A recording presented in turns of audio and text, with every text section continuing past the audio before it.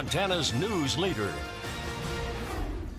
It was supposed to be a day of celebration for a Seeley Lake couple, the day their first daughter was born. But then the unthinkable, their precious daughter was stillborn. Tonight, Jill Valley has a story of how they've decided to channel their grief into the gift of time for other families experiencing loss. The nursery was ready, filled with sunshine and stuffed animals. Her name was on the wall, little outfits hung neatly in the closet. And two young parents were eager to meet the little girl they named Huntley Blaine.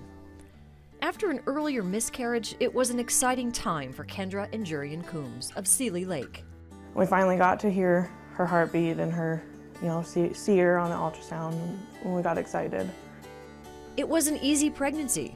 The night before they were scheduled for an induction, both Kendra and Jurian felt their baby move. But hours later, as doctors were preparing to induce Kendra, they realized something was wrong. And they're having a hard time finding her heartbeat, which wasn't out of the normal. We had a hard time the whole time. And then they brought in an ultrasound because they still couldn't find it after about an hour. And then they couldn't find it on there either. And that was when they told us she didn't make it. Baby Huntley was 7 pounds, 4 ounces, and 20 inches long. And you just stare at her, just hoping something was wrong, and she was still gonna cry. She didn't. The tragedy of an infant's death is often made worse by biology. It does not allow a lot of time before the deceased needs to be cool to slow down tissue deterioration. It means parents who want to spend time with their infant must allow the child to periodically be taken from the room to have their body temperature lowered. It takes away precious moments. That's the only time you ever get to hold them. That's it. That's all you get. You don't get any more than that. Kendra and Jurian are honoring their daughter Huntley in a brave and beautiful way. They have opened up a GoFundMe account to raise money to buy a cuddle cot to donate to St. Patrick Hospital in Missoula. A cuddle cot allows grieving parents more precious time to say goodbye to the baby they lost.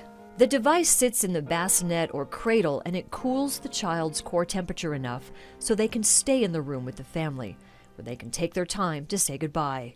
St. Patrick Hospital currently doesn't have a cuddle cot, and Kendra says by donating one, she is giving other parents the precious gift of time. That cuddle cot will make it so they don't have to take them away. They can stay with the family, because it hurts a lot. Joy is coming back to this house, as Kendra and Jurian are expecting again, and this baby shares a due date with a sibling they'll never meet. But even Huntley's short time on Earth was profound for this little family. I've always appreciated the little things. I appreciate them that much more. Everything. And she taught me to never take a single thing for granted, ever. She made me mom. In Seeley Lake, Jill Valley, MTN News.